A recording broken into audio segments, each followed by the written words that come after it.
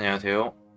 2011년까지 공군부사관 8년 하고 현재 디자인 회사를 하고 있는 나무중사입니다. 이번 시간에는 우리가 관심을 가져야 함에도 불구하고 좋은 점들만 생각하고 직업으로서 군인을 선택하게 되는데요. 현실은 그런 거 말고도 음지 같은 그런 부분에서 일어날 수 있는 여러 가지 복잡하고 어렵고 또 힘든 그런 일들이 많이 있습니다. 그 중에서 관심을 받지 못해서 혼자 고민하다가 극단적인 선택을 하게 되는 자살에 대해서 제가 군대 생활하면서 있었던 두 가지 경험을 말씀드리면서 이야기를 해보려고 합니다. 끝까지 시청해 주시고요. 좋은 의견 남겨주시면 감사하겠습니다.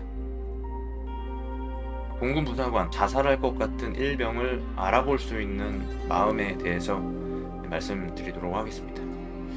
자, 이게 어려운 것 같아요. 누구나 쉽게 이러한 것을 알아내기가, 찾아내기가 쉽지가 않거든요. 내가 군생활 하는 것도 어떻게 보면 힘든데 그런 거에 관심이 별로 없는 것 같습니다. 제 생각에는. 저는 이 초급 하사였을 때 그런 부분들을 좀 발견을 했는데 다른 분들은 물론 알아보는 분들도 계시겠지만 이런 걸 알아볼 수 있는 분들이 많지는 않은 것 같아요. 그런 것에 관심이 없는 것 같거든요. 그것에 관심을 가지려고 해도 보이지가 않는 겁니다. 그러니까 보이는 사람에게만 보이는 거예요. 그런 부분에 대해서 말씀드리겠습니다. 군대 생활 해보신 분들은 아시겠지만 주로 화장실에 들어가면 이렇게 자살 징후에 대해서 이렇게 안내가 되어 있습니다. 남자 화장실 같은 경우에는 소변기가 있잖아요. 가장 좋은 그 시선에 보이게 됩니다. 이러한 그 문구들, 또 살아야 된다, 죽지 않아야 된다, 그런 이야기들을 많이 이런 포스터나 문구 형식으로 해서 많이 붙여놓죠. 근데 그렇게 뭔가 이 징후가 있는데도 불구하고 그러니까 뭐 죽음에 대한 이야기라든지 뭐 자기 물건을 나눠준다든지 혼자 있는 시간을 많이 갖는다든지, 근데 그런 것들은 사실 자기가 이렇게 표현을 한다는 것은 자기가 그런 지금 증상이 있기 때문에 관심을 가져달라고 하는 이야기거든요. 주로 실제로 자살에 옮기는 사람들은 이런 표현을 안 하는 것 같아요. 제 생각에는, 제가 경험해봤을 때는 그렇습니다. 그러니까 일부러 물어보거나 하지 않으면은 잘 스스로 먼저 이야기를 꺼내지 않는 것 같더라고요. 그냥 제 경험엔 그렇습니다. 제가 두 가지 이제 경험이 있습니다. 두 명을 제 생각에는 발견을 해가지고 뭐 살렸다, 뭐 이렇게 생각을 자화자찬하기도 하는데, 그러니까 결국에는 죽지는 않았어요. 제가 뭐 살렸다 이렇게 얘기하기는, 그러니까 원래 죽지 않을 사람이었는데 뭐 제가 살렸다고 이렇게 표현하는 거가 될 수도 있는 거니까. 아무튼 이런 일이 있었습니다. 자, 이 친구는 실제 인물인데요. 포대에 있었을 때 이 친구도 일병이었습니다. 근데 일병이면은 2등병에서 넘어와가지고 다른 선임들하고 관계도 많아지고 주어지는 업무도 많이 있고 실질적으로 많은 일들을 하게 되는 그런 시기인 것 같아요. 이 친구는 정비특기였습니다. 정비특기, 호크 정비특기였는데요. 이 친구 일병 위로 바로 선임이 병장이었어요. 병장인데 또 거의 뭐 말년에 다다른 병장이었는데 후임을 못 받은 거죠. 원래 정비특기가 뭐 그랬던 것 같아요. 정비특기가 텀이 굉장히 길었었던 것 같은데 뭐 상황에 따라서 좀 다릅니다. 그래서 이 말년 병장이 이 일병을 자기 후임을 받은 것에 대한 기쁨이랄까요? 뭐 그런 게 있었는지 모르겠지만 뭐 낙대는 뭐 이런 얘기를 많이 하고, 낙대 이야기 하면은 그게 바로 곱창이잖아요. 곱창을 의미하는 게 바로 낙대인데, 뭐 낙대는 어땠는데 저땠는데 뭐 그런 이야기들을 많이 하고 있고, 제가 그거를 같은 사무실에서 이렇게 보기에 보였어요. 그런 것들이. 그리고 이제 신체적인 접촉을 많이 하고 있었는데, 여기가 지금 뭐 보시겠지만 여기는 벽입니다. 벽. 여기가 실제 사무실이었어요. 그리고 요 아래가 이렇게 책상이 있었는데, 그러니까 이쪽으로 다니는 통로가 굉장히 비좁았죠. 포대가 대부분이 그렇습니다. 좀 협소하기 때문에. 근데 이 친구가 앉아가지고 뭔가 컴퓨터로 뭔가 이제 작성을 하고 있거나 하면은 뒤에서 이 병장이 알려준다라고 이야기하면서 뒤에 와가지고 이 친구의 어깨를 많이 이렇게 주물렀어요. 그게 뭐 본인 생각에는 필요하니까 힘내라고 그렇게 안마도 해주고 마사지 해주고 그런 의미라고 생각이 될 수도 있는데, 사실 이거는 성추행이거든요. 성추행입니다. 성추행. 이 친구가 어떻게 생각하느냐 그거를 떠나서 저는 성추행이라고 봅니다. 그래서 뭐 지금 와서 뭐 제가 뭐 이거를 뭐 어떻게 뭐 걸고 넘어질 수는 없는 상황이지만, 그렇다고 그 당시에 뭐 이 친구를 성추행으로서 뭐 고발하거나 뭐 그럴 것도 아니었던 것은, 사실 제 문제는 아니었거든요. 근데 이 친구의 지금 이제 표정은 안 나오지만 표정이 항상 이제 어두웠어요. 뭔가 이렇게 말도 할 때 보면은 즐거워서 얘기한다기보다도 그냥 평상시 아무렇지 않게 이야기한다기보다도 좀 억지로 이야기하거나 뭐 대답만 하거나 뭐 그렇습니다 뭐 이렇게 하고, 그러니까 병장이 더 갈구는 거예요. 말하는 게 뭐 별로 마음에 안 든다, 왜 일을 이렇게 하느냐, 와 사사건과 간섭하면서 굉장히 이 친구한테 스트레스를 많이 준 거예요. 그래서 제가 이 친구를 한번 이제 불렀습니다. 한번 잠깐 커피 한 잔 마시러 나오라고. 그래가지고 커피 한 잔 마시면서 이 친구도 담배를 폈었던 것 같아요. 그래서 담배 한 대 피면서 이야기를 했어요. 뭐 좀 힘드냐고, 좀 표정이 안 좋아 보여서 내가 물어본다. 그렇게 물어봤더니 바로 뭐라고 얘기를 하냐면 죽고 싶습니다, 이런 얘기를 하더라고요. 전 솔직히 속으로 굉장히 당황했어요. 설마 이런 얘기를 할까 싶었어요. 솔직히 저는 굉장히 당황스러웠습니다. 죽고 싶다고 얘기하는 이 친구의 그 표정과 그 즉각적인 대답이랄까? 그게 굉장히 저는 속으로 굉장히 충격을 받았는데 내심 이 친구한테 표현을 하지 않았습니다. 그래서 그래? 왜 죽고 싶어? 그렇게 물어봤어요. 그랬더니 역시 이제 이 병장 이야기를 하는 겁니다. 이 병장 때문에 굉장히 스트레스를 많이 받고 있다는 거예요. 굉장히 자기 몸 이제 터치하는 것도 별로 원하지 않고, 그것도 제가 알죠. 저도 그 상황, 그 터치가 얼마나 좀 불쾌할 수도 있다는 것을 잘 알고 있습니다. 그래서 어느 정도 조금 얘기를 더 했어요. 더 얘기를 하고, 그래, 내가 인식을 했으니까 내가 바로 조치를 취해줄게, 이렇게 해가지고 이 친구 이제 돌려보내고, 그리고 여기 정비 중대장이 있었어요. 중위가 있었는데 이 정비 중대장님한테 가가지고 바로 이야기를 했습니다. 현재 이 친구 김일병이 병장 때문에 굉장히 스트레스를 받고 있고 죽고 싶다고까지 이야기를 했습니다. 그랬더니 여기도 되게 놀래겠죠, 당연히.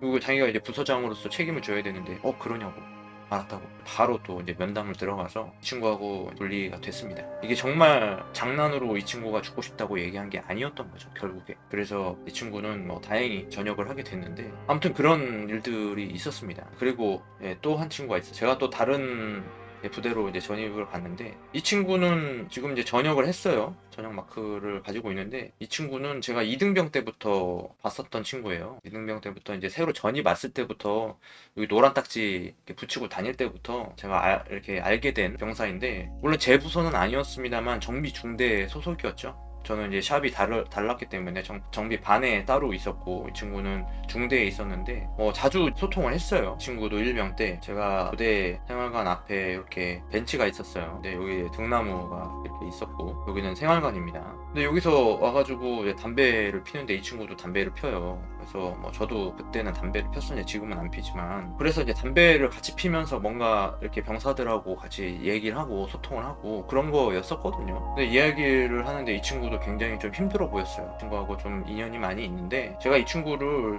굉장히 일도 잘하고 말도 잘 이렇게 하고 그래가지고 얘기를 해봤는데 좀 병사들하고의 관계가 좋지 않다.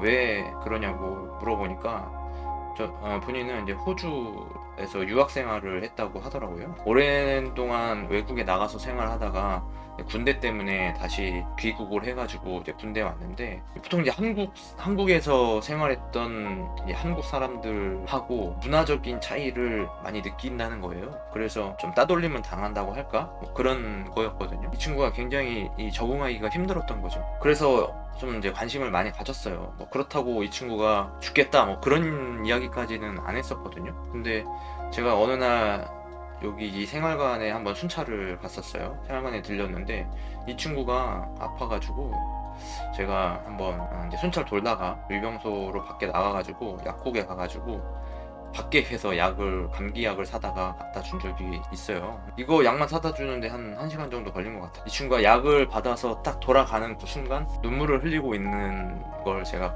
보고 저도 좀 울컥했지만, 아무튼 참 군대 생활하면서 혼자 이렇게 와가지고 다른 병사들하고 원활하게 관계를 하기보다는 약간 좀 같은 부서는 그래도 생활을 잘했던 것 같은데, 이 생활관에서의 생활이 조금 힘들었던 것 같은데 제가 이렇게 챙겨주려고 많이 노력을 했죠. 그런 상태에서 저는 전역을 했습니다. 전역을 했는데 제가 이제 부대 안으로 전화를 할 일이 있었는데 이 친구가 전화를 받더라고요. 그래서 받았는데 목소리가 굉장히 안 좋은 거예요. 그래서 왜 뭔 일 있냐고 그랬더니 그때 죽고 싶다고 그러는 거예요. 죽고 싶다고. 전에 아까 얘기했던 그 친구하고는 전혀 뭐 일면식도 없는 사이인데 이 똑같은 얘기를 하는 겁니다. 그래서 진짜 왜 이렇게 힘들까? 왜 이렇게 병사들이 일병 상병 병사들이 왜 이렇게 힘들어서 죽고 싶다고 할까? 그게 뭐 아무렇지 않게 이야기가 나오는 것도 좀 그렇지만 왜 이럴까? 정말 좀 고민이 많이 되더라고. 그래서 알았다고. 나는 지금 전역을 했기 때문에 내가 뭐 해결해 줄 수 있는 상황이 아니다. 그렇지만 내가 정비 중대장하고도 친하게 지냈고 했으니까 전화를 하겠다. 그래서 정비 중대장이 그때 대위였었는데 직접 이제 전화를 했어요. 했는데 웬일이냐고, 정중사 웬일이야 이러면서 지금 이제 얘가 지금 힘들어한다, 죽고 싶다고 저한테 그러는데 어떻게 할 거냐, 한번 면담 한번 해보셔야 되겠다. 그렇게 해가지고 면담을 한 것 같아요. 그래가지고 잘 해결이 된 것 같습니다. 그래서 나중에 이 친구가 전역을 하고 또 만났어요. 만나가지고 저기 이제 고대 앞에서 한잔 하고 연락도 하고 또 그랬습니다. 이 친구가 또 이제 전역한 다음에 만났지만 다시 또 호주로 돌아갔어요. 호주로 가가지고 이제 유학하던 거를 맞춰야 되겠죠. 이게 이제 유학을 했었던 이유는 이 친구는 여기 이제 한국에서 부모님이 중소기업을 하세요. 좀 이름이 있는 중소기업이고요. 검색을 해보면은 뭐 연매출 35억 이상이 된다고 나오거든요.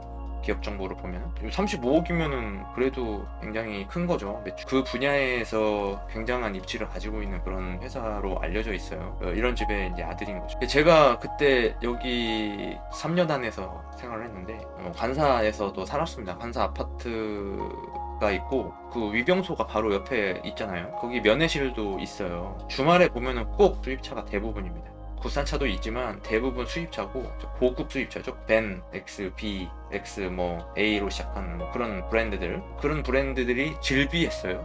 그것도 뭐 대형급으로. 왜냐면 서울이고 귀한 집 자식들 이제 군대 보내가지고 거기가 이렇게 도심지에 있는 데라서 뭐 그렇지 않겠지만 설마 그렇지 않겠지만 좀 뭔가 연이 있어야 그런 부대로 갈 수 있을 그럴 것 같아서 그래서 이 병사들한테 함부로 할 수 없었던 거죠. 어찌 보면은.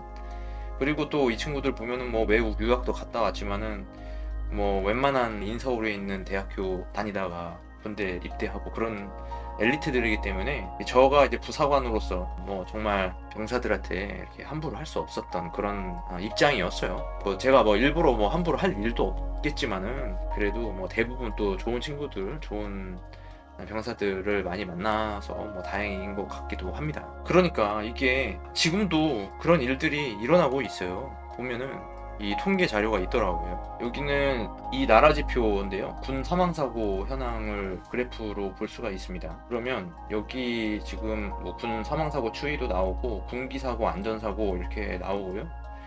또 원인별 사망사고 현황을 보면은 자살 있잖아요. 자살이 이 색깔이에요. 이 자살이 제일 많아요. 지금 보면 그렇잖아요. 그 어떤 사고보다도 자살이 많은데 심지어 2020년까지도 자살이 계속 일어나고 있다는 것을 그래프를 통해서 알 수가 있습니다. 여기 또 데이터 어떤 분이 뭐 데이터 가지고 얘기하라고 그래가지고 제가 데이터를 보여드리는 거예요. 여기 자살 있잖아요. 자살이 2020년에 42. 좀 는다 준다 이렇게 얘기할 수 없는 것 같습니다. 2011년 제가 전역했을 때 당시가 2011년이었는데 그때가 가장 힘들었네요. 보니까 그죠? 97명이 자살했고 또 뭐 70명대 가다가 60명대, 50명대 전반적으로 좀 줄긴 했습니다만은 2019년에 좀 늘다가 다시 2020년에는 좀 줄었는데 뭐 이런 작년까지 바로 통계가 나왔으니까 자살은 계속 일어나고 있다고 봐야 되겠죠. 아무튼 그런 문제들이 많이 있을 것 같아요. 제가 이러한 부분에 있어서 영향을 미칠 수 있구나 그런 생각을 하게 됐습니다.